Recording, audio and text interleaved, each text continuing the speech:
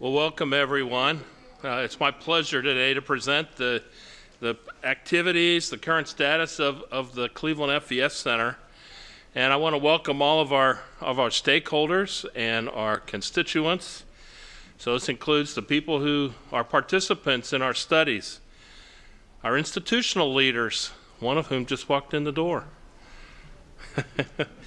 our scientific and clinical colleagues from around Cleveland and around the world, our colleagues from industry, and friends, honored guests.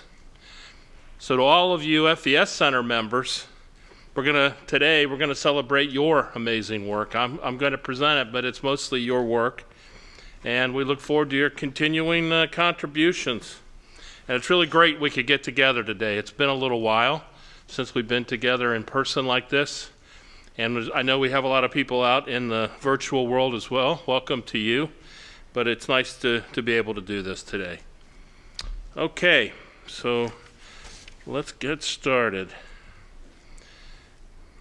So the Cleveland FES Center is funded and supported by the VA Rehabilitation Research and Development Service since 1991. So we missed a 30-year anniversary, but we're going to celebrate it today anyway, but it's really 31, okay? So there's some old-timey pictures. If you want to know who these folks are, you can maybe talk to Dr. Peckham right there. I know some of them. Let's see. Oh, nope, there's Hunter right there, among other places. So we've been around for quite a while. The FES Center is a consortium. It's a Cleveland-wide consortium, so it consists of the VA Medical Center, the Lewis Stokes Cleveland VA Medical Center, Case Western Reserve University, Metro Health Medical Center. Those top three were the original partners in the FES Center in terms of the institutional partners here in University Circle.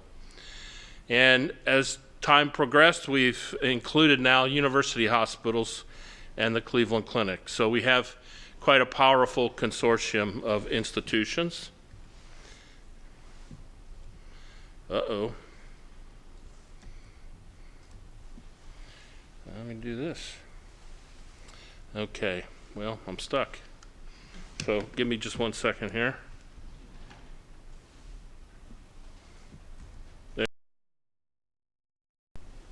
So looking forward, our fifth, well, I don't know if it's our fifth, our next 5-year funding cycle just started October 1st, just a month ago, a little over a month ago. So we're funded for another 5 years. Congratulations to all of you. So that'll make, 36 years that we will be around, we know. That's great. Just for people who aren't as familiar with the FES Center, we have now 86 investigators, 42 of whom are MDs and 44 are PhDs. So we have a big group, and they're spread all around of our consortium partners. We have 45 staff. So this includes technical staff, includes clinical staff, and it includes operations staff. And we have 46 trainees. These are our PhD students, MS students, postdoctoral fellows, residents, and medical fellows. So we have, if you add those all up, they turn out to be 177 people that are associated now with the FES Center.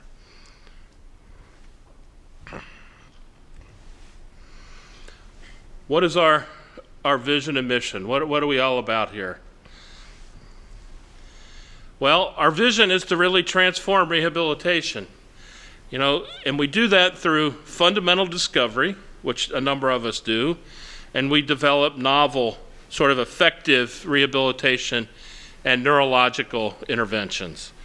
That's our vision. We want to transform rehabilitation. Our mission is how we go about accomplishing that. So we develop interventions based on neurostimulation, either by itself alone or in combination with other kinds of treatment modalities. There's a big long list of these. Other treatment modalities include reconstructive surgery, traditional rehabilitation, pharmacological interventions, many other things. And we do this to either replace or to compensate for a function that's been lost due to a neural disease or a neural injury.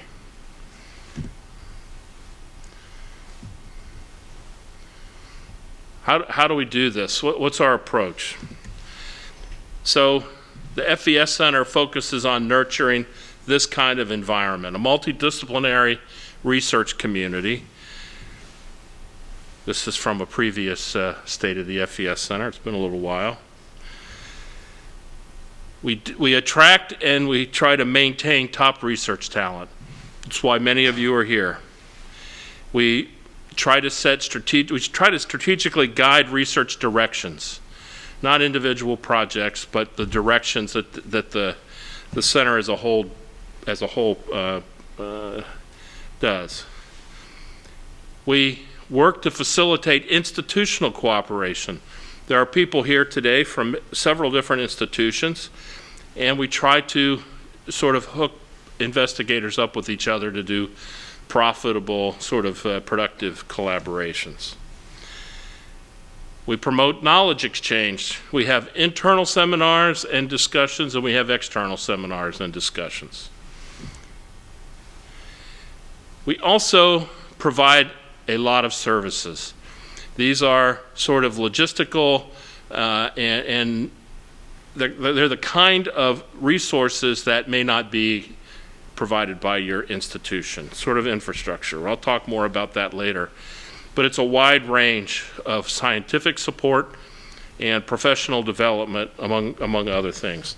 These always complement what's available in your own institutions. Leadership. So the leadership, I'm the executive director. Ron Riekers is the medical director. Asif Sheikh is the associate medical director. Cheryl, who's here somewhere, there she is in the back, she's the operations director. Andy Cornwell is also here somewhere. He's the director of strategic and industrial collaborations. We have an executive committee that's shown here. I'm not going to go through them all one at a time, but you can see that we have people that are from different institutions. They're MDs, they're PhDs. They work in different research areas, and together we set the direction and the vision of the center. The table there kind of shows that there's a mixture of people from different institutions. The different research thrusts, which I'll get to, are shown in different colors, and that's your executive committee. These are the people that talk for you when we do planning and look at things like the budget, etc. Okay, investigators. I did this just for effect. These are our investigators. If you see yourself up there and don't want to be up there, you need to let me know. I don't think we'll have that problem since you're here. If you'd like to be up there, let me know. Or maybe let Cheryl know, whoever you think. But these are our investigators. They come from all walks of the research world, and I'm proud to have them as members of our center. Okay, let's talk a little bit about the research that goes on in the FES Center. So we're focused on neurostimulation and applications of neurostimulation. And as you all know, I'm sure, just about everything that happens in your body is influenced or directly controlled by the nervous system. And that includes even things like tumors, I hear from Dominique Duran, who's sitting here. And so that's the way it is. And from a FES Center perspective, that gives us a lot of opportunities. So we're trying to use neurostimulation to treat many different kinds of injuries and diseases of the nervous system. This is some examples of the kinds of applications that have been pursued here in Cleveland, and some of the other ones have not been pursued, but most of them have been pursued here in Cleveland. And it just gives you an idea of the breadth of applications that exist, and there are many more. Functional electrical stimulation or neurostimulation can be applied to many different places in the nervous system, from putting surface electrodes on the skin and trying to activate muscles, all the way to single neurons in the brain to stimulate them, to record from them, peripheral nerves, somatosensory peripheral nerves, autonomic nerves, spinal cord. Many different areas of the nervous system can be addressed by neurostimulation. So that's where our name comes from, and that's what many of our applications use. Okay, we use electrical stimulation. There are many different kinds of approaches that can be pursued. So functional electrical stimulation can be used to activate the motor system. That's really how we got our start, and it's still done widely today in terms of applications out in the clinical world, but also in research. Big push on sensory restoration. I see some of these folks here today to restore sensation to people that have lost limbs, have paralysis, etc. These are activation. We stimulate to activate the nervous system. We can also stimulate to inactivate the nervous system, as Kevin Kilgore and many of his colleagues, and Niloy Badra. Is Niloy here? Anyway, so we do inactivation of the nervous system as well to relieve pain, to stop spasticity, to do many different things. There are other kinds of ways to modulate and activate and inactivate the nervous system. For example, optical methods are gaining some traction. Okay, so there's different ways that we can modulate the nervous system. As I said before, there are a lot of other kinds of complementary approaches that we use in specific applications. So brain recording to understand movement intention, stimulation to restore sensation. We do a lot of traditional is not the right word there, we do a lot of standard practice of rehabilitation, like that occupational therapists and physical therapists do reconstructive surgery to simplify or to overcome denervation, for example. We look at interactions between the intact nervous system and the neurostimulation system that's being used to restore function. Use pharmacological agents pretty widely. We do basic discovery for motor control. We're trying to understand how the nervous system controls movement, for example. And we have for many, many years done modeling and simulation, which now includes a lot of artificial intelligence and machine learning. So there's a lot of opportunities here for people from different areas, different disciplines to contribute to what is fundamentally a rehabilitation center. Okay, so this kind of complicated diagram was the illustration of our research to the VA RR&D when we submitted our last proposal. Okay, so this is like everything in one place. I'll go through the sort of pathways here, and then I'll talk a little bit about each one of these blocks. We have 5 research thrusts in the FES Center.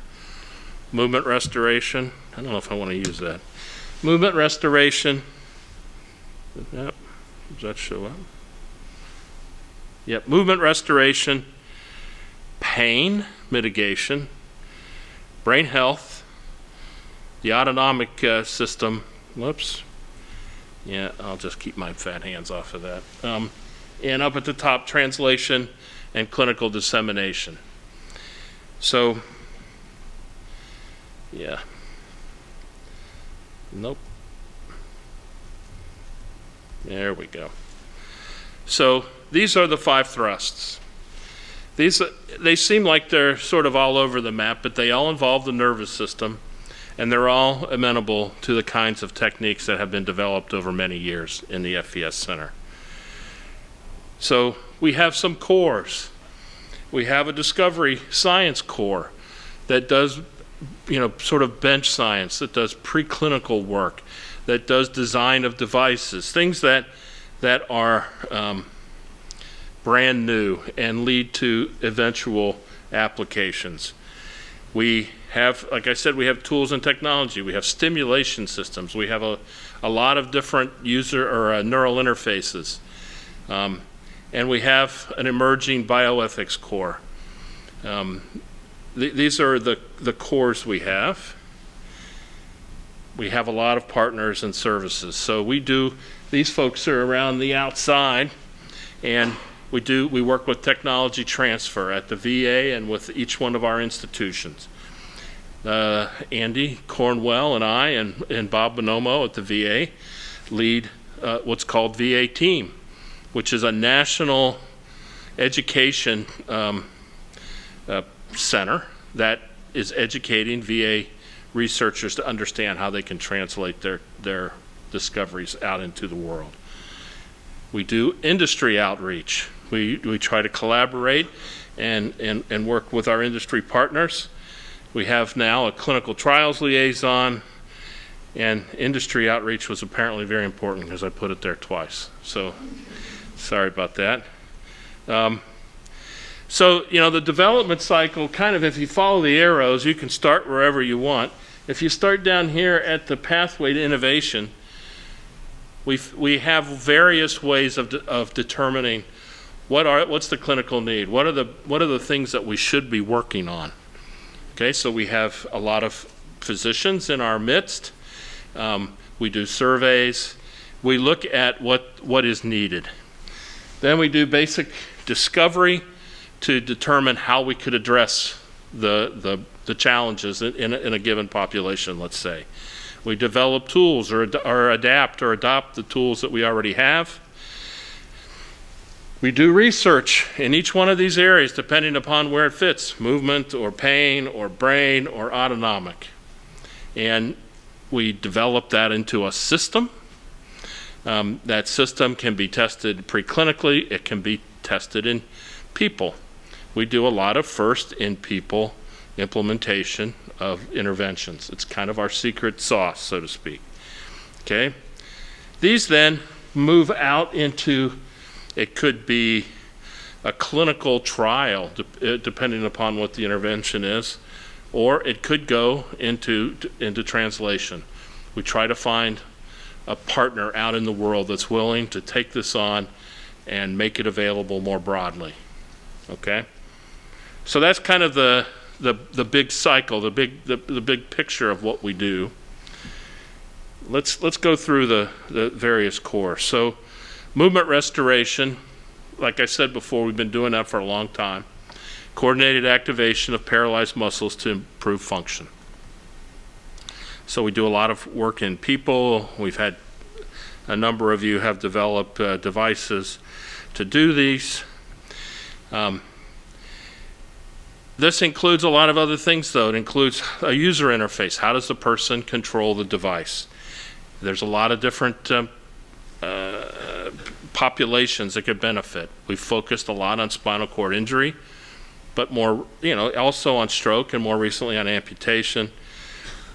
Includes a lot of things. Movements of the arms, of the legs, breathing, cough, and again, more recently, brain-computer interfacing. So this was our original thrust, and it remains an important player in our center. Pain mitigation, targeted non-addictive pain relief. So this is stimulation to address pain, and you can have pain for many different reasons in many different parts of the body. So there's work going on in the shoulder, in the back, for amputation, etc. Again, the idea here is that this is stimulation mitigated pain relief and not opioid, for example, or a pharmaceutical agent. Like I said, there's many different reasons for pain. We're trying to understand the mechanisms of pain, which aren't that well understood. There's electrical block, which I mentioned earlier, which could be moved into a wider range of applications. We'd like to look at new ways of doing pain mitigation. For example, optical methods are being examined by investigators. There's an autonomic component to a lot of pain, which also can be addressed. Okay. So autonomic restoration. So this is kind of modulating the neural activity to nerves that go to and come from basically every organ in your body. Sort of your gut, your heart, your lungs, the kidneys, pancreas. These all have they have their own little nervous systems, and they communicate via the autonomic system and control everything that you don't know what's going on in your body, right? It isn't movement, it's not pain. These are subconscious. Huge opportunities here. Kind of hard to try to give examples, but anyway. So this is, like I said, to modulate the autonomic nervous system about internal organs and viscera. The bladder's involved in this, COPD, many other autonomic dysreflexia, many other sort of functions of the body. These are small nerves. Most of them are unmyelinated, so interfacing methods are being developed to deal with these, both for electrical and optical stimulation. And so we're trying to improve the understanding of how the autonomic nervous system works, and there's a lot of interest in the industry on these kinds of applications. Brain health. So this is targeted activation of neural systems to replace or modulate brain structures. This is a big, wide area. I mean, this includes direct stimulation, recording, but it also includes rehabilitation that uses natural neural pathways to enhance plasticity, for example. So there's a lot that goes on here. You can see some examples here of investigators at work. So we can target, like I said, the structures that are in the brain. We can stimulate. Can be applied. We have people that apply this to Parkinson's disease, to movement disorders of other kinds, stroke, epilepsy. A little bit into the neuropsychiatric world. Like to develop that further. It's a huge area that needs some help. Kind of activities, brain stimulation to enhance recovery following stroke, DBS approaches for neuropsychiatry, traumatic brain injury, etc., and treatments for epilepsy and the like. Okay. Finally, translation and clinical dissemination is converting the things that you guys discover into products that can then go out and have an impact in the world. And we have multiple sort of partners here. I mentioned the VA team before, the VA Technology Transfer Office for you folks that do your work at the VA, the Case Coulter Translational Research Partnership for people that are at Case or at Metro, at UH, or at the clinic. All of them participate in that program. These are translational research programs. We also have many contacts out in the industrial world that we would really like to deepen and expand. This is how we can get our work out into the world faster and have impact more quickly.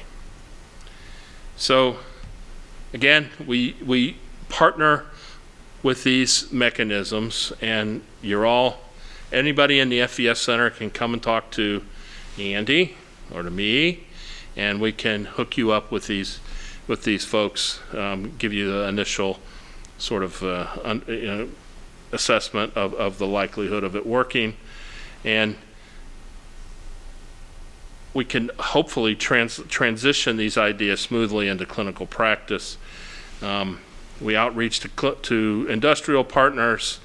We collaborate with mechanisms, etc. So we want to act as kind of your liaison also to start a clinical trial, if that's a more appropriate way for you to get your work, move along the translational pathway. Okay, so to summarize, FES Center research is really highly multidisciplinary. We have people from many different disciplines, different institutions, clinical, basic, etc. We have a lot of clinical applications, and this is expanding. It's really only limited by your imagination at this point. There's a lot of need, and there are challenges. Maybe you could say the easier applications have been taken already. They weren't easy, but it gets a little more challenging. We do a lot of first-in-human kind of feasibility trials, and I think that's a huge strength that we have as a center. We have the infrastructure to help you do that if that's what you want to do. We're kind of vertically organized in terms of research, and I'll come back to that in a little bit about why that's important. But we do fundamental research, we do development, we do first in humans, and then we find a way to take that out into the clinical world. And we can take that through a clinical trial or through translation through a company or a startup. But having this vertical organization allows us to attack a lot of different challenges. We do neural interface and device development. It's been a strength for many, many, many years.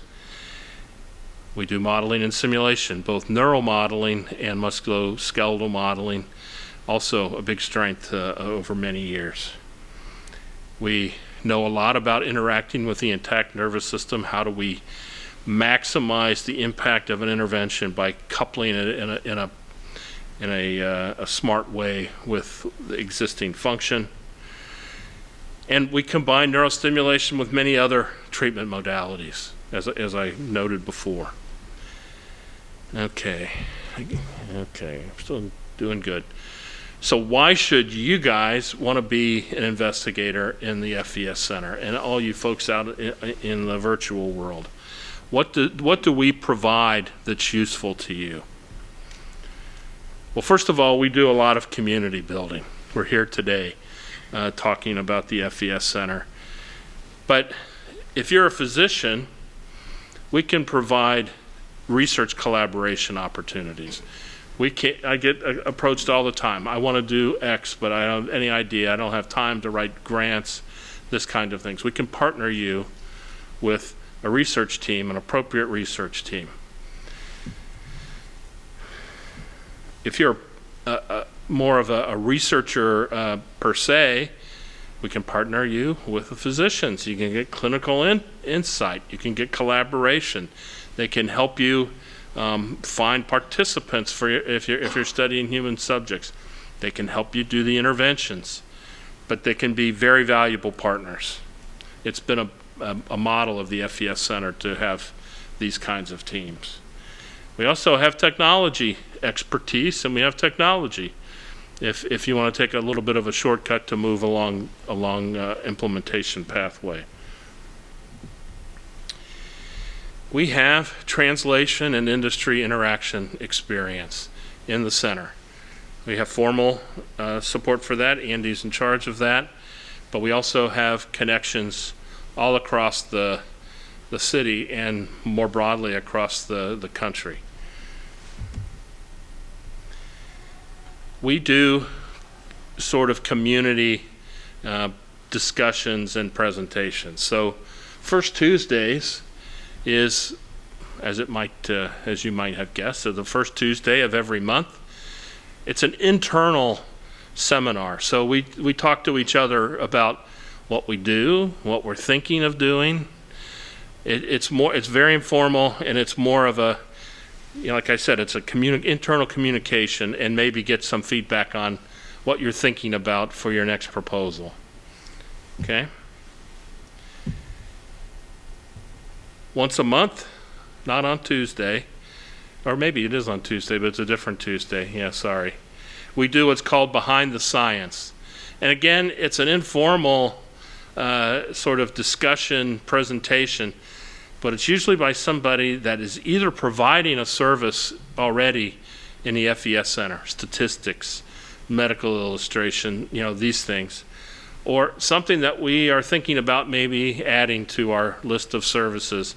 And we bring in somebody and they present and we decide whether or not we think that's worthwhile. But that's why it's called Behind the Science. These are support activities. And our third monthly event is our neuroprosthesis seminar series. This has been going on from the beginning of the center, I would say. And we've had a lot of great people. But this is a national, international seminar series that's held once per month. So I'll just go, I should have skipped ahead. First Tuesdays, these were the speakers over the last number of months. Mark your calendars and try to attend. I think it's worthwhile. It really enhances. We're big, kind of sprawling, a virtual center in many respects. So having these kinds of group activities is really important to keep people sort of up on what's happening elsewhere. Our more national, international seminars, a lot of the recent speakers, Chris Fetch was just here up there in the top left, and if you go back, you'll probably see some people that you know or have heard of. This first row, if you look at the 2020s, we had a lot of people from Europe and other places. We were doing these all virtually, and we took the opportunity to bring in some international speakers. But we've had fantastic speakers in this series. We give them as webinars, so people can watch them in other places, and they do. I went to Australia a few years ago, and I was told, well, we can't get people to come to Australia just for a seminar, so we watch yours. And so, it's kind of a valuable thing for the rest of the community. But you can see where people sign into. And these are our upcoming speakers. I guess next is Lee Hochberg, who I know very well, but a lot of you probably know. But we have Bob Sainberg is from kinesiology. Jonathan Sakai is a graduate of our program, but also a local entrepreneur. And Vallabh Das, who, I'll be honest, I'm not sure what he does. I should know this, but I don't. We have a big list of speakers. If you have somebody that you would like to invite, please let us know, okay? It should be someone who has some general interest to a wide range of people like you, and hopefully a more senior kind of person. And we always ask and hardly ever get any feedback. So if there's somebody you want to invite, let me know. We have social media. We have Facebook and Twitter and YouTube. I'll talk about the YouTube channel in a second, but boy, there's a lot of stuff on there that if you want to know anything about the FES Center or FES, you can find it there. Okay. Support services. I said that, when I said, why should you be a member of the FES Center, I said we provide community, so that's what I went through at with these seminars and things, but we also provide quite a number of support services. So administratively, the FES Center administers your grants if they're from the VA. We move funds around between our partners, which isn't so easy to do. We have technology that has been developed that you can use if it's appropriate. We have expertise that you can engage if you need something different or you want to change it. We have laboratories that are at the VA, on the Case campus, and over at Metro that we maintain. We help maintain. We have equipment calls occasionally, and we buy equipment for a lot of these labs. We build research capacity, so that means you folks.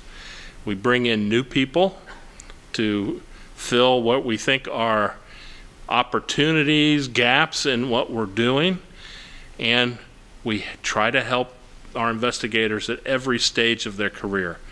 We have over Weatherheads just right there, I think, right there. Kind of turned around a little bit, but We have a program with them. You can come to us and apply to this program, and we will pay for you to go and take some classes in leadership and many other aspects of what a professional career is. And we've had like 20 people go through that, Cheryl, yeah? So I think that's a real service. You're not going to find that in most places. We have regulatory support. So we do this through the CTSC here in Cleveland, the CTSA that's in Cleveland. They have I have, and Baloo and my partners have submitted a FDA IDE through them. Many others have taken advantage of that. They are really good at knowing what the FDA wants to see, and dotting the I's and crossing the T's. You're going to have to work on the content a little bit, but we have regulatory support. We're starting a bioethics core, and we have people both from the Case School of Medicine and the Cleveland Clinic that are chomping at the bit. We're going to get that started soon. But these folks are going to kind of keep us on the rails in general, but also any kind of invasive neural study now in a person is going to require an ethics component, and they'll be your partners with that, your co-investigators. We are doing rehabilitation needs assessment. So what is it that we need to do? So we survey our clinicians. When we get rolling here in our new year, we'll start a formal survey. We have a statistician that you have access to. Typically, they help you get started on a new project. Then you put them in your proposal, and they'll help you along the way if need be. So this is sort of the incubate projects and help get you started. We have a medical illustrator, Emily, here, who I have to tell you, we've had a series of good medical illustrators, and it's really true. A good picture is worth 1,000 words. I mean, you look at those diagrams and you know exactly what it is. In a proposal, in a paper, on a presentation, it's very helpful. And outcomes assessments, we do this as part of our VA funding, but we go back. You'll see some of the results in a minute, but how are you doing? Are you being productive? Are you hitting the kinds of productivity that you should be? So the center does all this for us, and I think that these are good services. Okay, I'm gonna go. We're starting to. I gotta see. Your phone keeps going off on me, Cheryl. Okay, accomplishments. So these are the kinds of statistics that we gather. So I went through the investigators, the staff members, and the trainees. We had $26 million in funding this year. That's pretty good. 183 publications, 186 presentations, 6 book chapters. Not too shabby. And a lot of invention, a lot of sort of translational activity, invention disclosures, patent applications, et cetera, and issued patents. These are pretty big numbers. So this is another, I would say, rapidly developing, and I just found my phone. I thought I left it in my office, oh well. Okay, so these are the kinds of I mean, these are your activities, right? These are not my activities. So, congratulations. Just some examples of new funding. Kevin Kilgore and Brian Smith and Cindy Chestick and their teams have a big new Spark Award, and I forgot the cosmic name is the coolest part, Kevin, and I forgot about it. So this is a $12.5 million grant to make the network neuroprosthesis open source. So it can be used by many different people to facilitate their research, their development of clinical systems. Tony DeMarco has a big grant, an NIH UG3 for cough. And he's been working on this for a number of years, and this is a big clinical trial. David Cunningham, who I saw come in. He's somewhere, he is. He has an NIH K-12 award to study brain stimulation and FES for stroke recovery. Punit Vaida is a psychiatrist over at the VA, and he received some Innovation Network Seed and Spark Awards toward design of a new way of doing TMS. Okay, there are many other examples. I just picked a few. Some awards. Dr. Che here is the Association of Academic Physiatrists Distinguished Academician.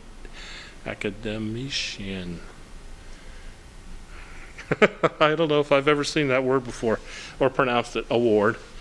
So congratulations, John. Tony DeMarco had received the NIH Neuromod prize. Hunter Peckham was elected as a fellow of the International Academy of Medical and Biological Engineering. Congratulations, Hunter. Kim Anderson-Erzman was awarded the Nielsen Visionary Prize, and Palak Gupta is a 20 in their 20s awardee. Congratulations. Okay. Again, that's not a comprehensive list of awards, but I wanted to highlight a few. Communications, quickly. A lot of people are talking about us. We're very good at attracting attention and getting interviews and visits. I know I can't think of the show's name anymore. The show that's coming to see you, Baloo. 60 Minutes is in the works. So, we don't do our work to make television, but it sure helps get the word out about what we're doing and what it means. Okay.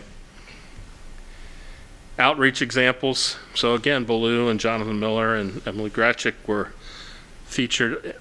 Miles O'Brien visited and saw one of our participants. That was a very good piece. I met our Vision 10 director a couple weeks ago. So that's a picture of me in there, and that's a picture of her listening to me blab on about how great we are, just like I am now. The YouTube channel for the FES Center, Cleveland FES Center, and it works better if you put quotes around it, I found. There's a lot of stuff there, okay? If you want to take virtual tours of laboratories, if you want to hear people talk about their own work, if you want to see previous webinars, there's a video there about what FES is for someone that has never heard of it before.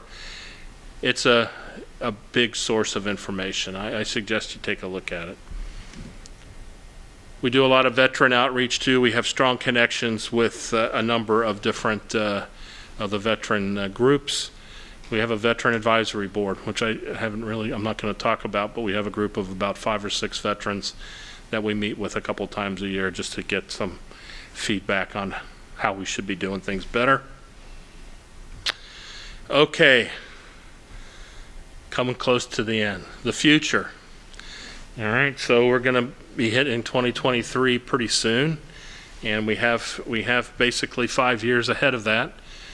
That's already funded in the FES Center, and I'd like your help figuring out what's the best way forward. Now, we have some opportunities. You could call them challenges, opportunities. They're both. Okay, so our funding cycle just started. So I showed you this diagram before. We have a process defined. So it's not as if we didn't think about this. We have these thrusts. Within those thrusts, they talk about what their goals are, and they're pretty good. So it isn't like we're starting from zero with trying to figure out what to do for the next 5 years. Each one of these thrusts has huge opportunities. I mean, we haven't exhausted the opportunities in these thrusts, and in some of them, some of the things that are listed there, which you may not be able to read, are sort of aspirational applications. I mean, they're not things that we've done yet, and we would like, as a the executive committee basically wrote this and put it together. These are things that we came up with. So there's a lot of opportunities there. And so there are emerging techniques. We're making things available. Kevin and his cosmic whatever spaceship thing, I'm just kidding. We're making things available. There's optical techniques, there's electrical block, there's brain interfacing, there's many new emerging techniques that have a lot of applications. There's a lot of clinical applications. The autonomic nervous system is kind of wide open to these things. Pain, there's new thinking about treating pain. Neuropsychiatry, long a goal to impact that, and not much progress in terms of neurostimulation. So there are a lot of opportunities. These are hard problems. Okay. The VA Office of Research and Development is reorganizing. It's another challenge / opportunity we have. So right now, most of us are funded by the Rehabilitation Research and Development Service. There's others. There's a basic laboratory research and development. There's clinical trials. There's health sciences. There's 4 services. Well, those are going away. And things are going to be organized more in portfolios or more vertically. That's why I said we already do this, not individually, but as a center. Well, some of us do it individually. Some of us do this individually, but as a center, we definitely do this. We're sort of organized from the very basic all the way through human clinical products. Okay, so I think this is an opportunity. We're working with the VA RR&D. Had a directors meeting last week, and I volunteered to participate. Okay, so we're going to have a voice in the reorganization of how the research is done. There's a lot of new programmatic funding opportunities. Some of them are new, some of them are expanding. They're not new, but they're expanding. For example, the U mechanisms. I'm assuming yours was a U mechanism, Kevin? Yep. The one from Tony DeMarco was a U mechanism. These are programmatic, and so this is at NIH. ARPA-H is starting up, and these are going to be sort of big picture things, right? These are not going to be, I'm going to develop a new electrode. It's going to be, I'm going to cure cancer, right? I'm going to cure psychiatric disorders. It's going to be on these scales, okay? I think it's an opportunity. So there's many other opportunities here, but I think that one of the goals of the FES Center, and it depends on our joint decision here, is to help incubate these kinds of big ideas. You can't pull together a proposal for these things in a month. This is a multi-year thing where you build your team, where you start getting smaller grants, where you publish papers in this area, and we can help with that. Okay, this is one of the things that I can see, as long as it's in one of our strategic areas. Okay, it has to be relevant to what we do, but I think we can help there. So to that end, it's time for strategic planning. The executive committee has already had some discussions about this, and we're going to have an investigator retreat early in the new year. So your job is to participate. We need input from you folks. This is going to impact you. It's going to help determine how we spend our funds, and I think it can be a big boost to your careers and to helping people that have really difficult neurological disorders. So some likely topics, and this is, I said likely, and there's probably others, and you may not think that some of them are worthwhile, but this one's easy. What are the others? What services would help you that the FES Center could provide? We have a medical illustrator and statistician, etc. What would help? Okay. How do we go about recruiting investigators? What do we do to make us an attractive location? This is typically done with our partner institutions. Not always, but often. And so how do we recruit the right people? And how do we help them develop their career so that this is the right place for them and where they can blossom and succeed? We have those thrusts.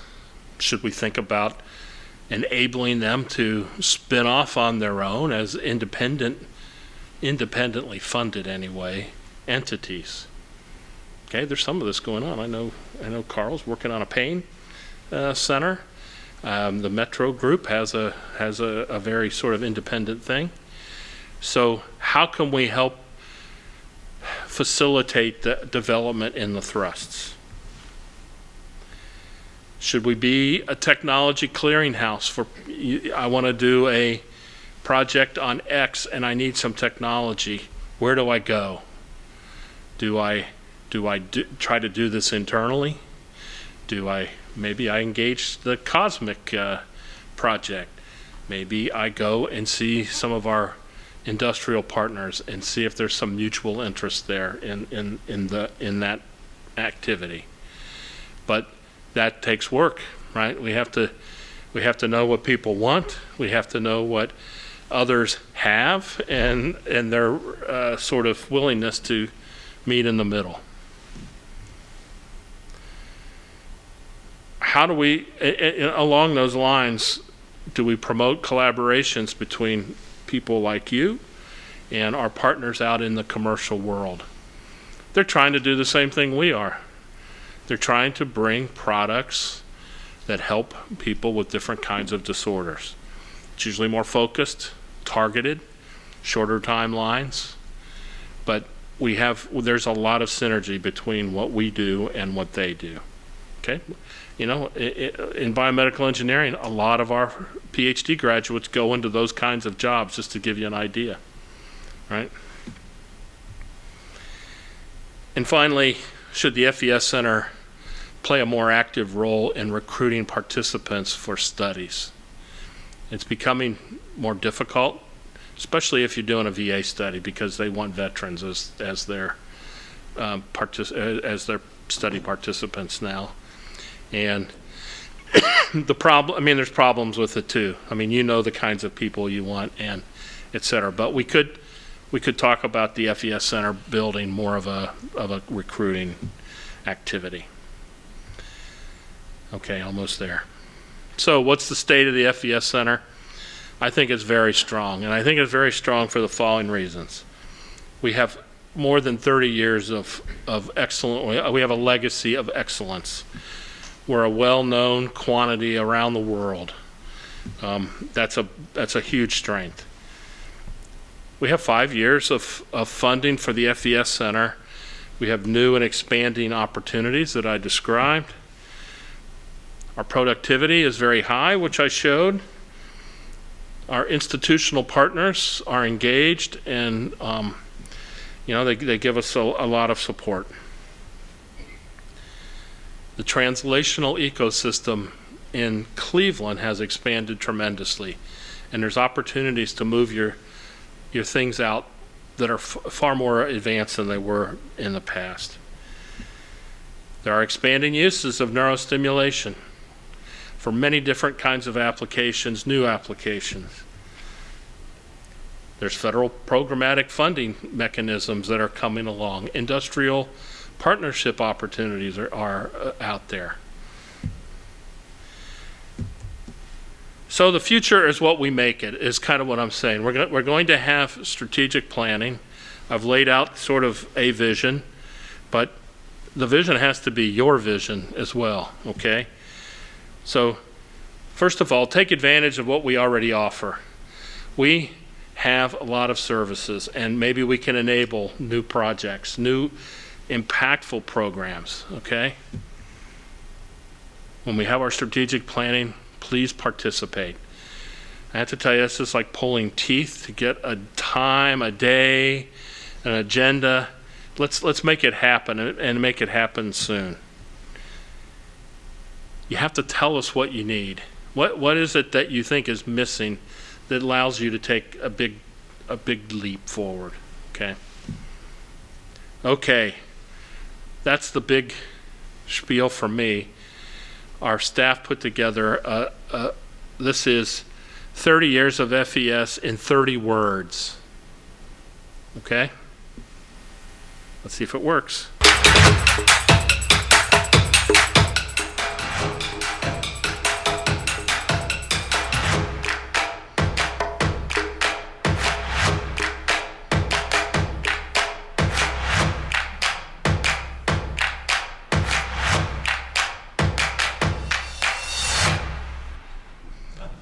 Did you see some people on there that you knew or remembered?